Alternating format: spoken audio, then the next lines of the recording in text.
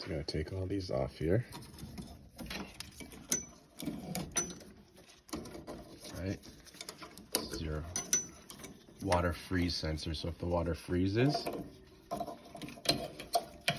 it'll turn on the boiler to then heat up the water, right? It's like a puzzle. If you're not patient, you don't have courage, proper training, and the confidence, this is going to be a nightmare for a novice, right?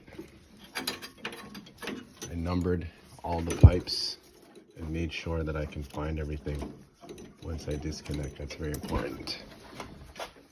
From here, take this off. All right, keep going, keep you posted.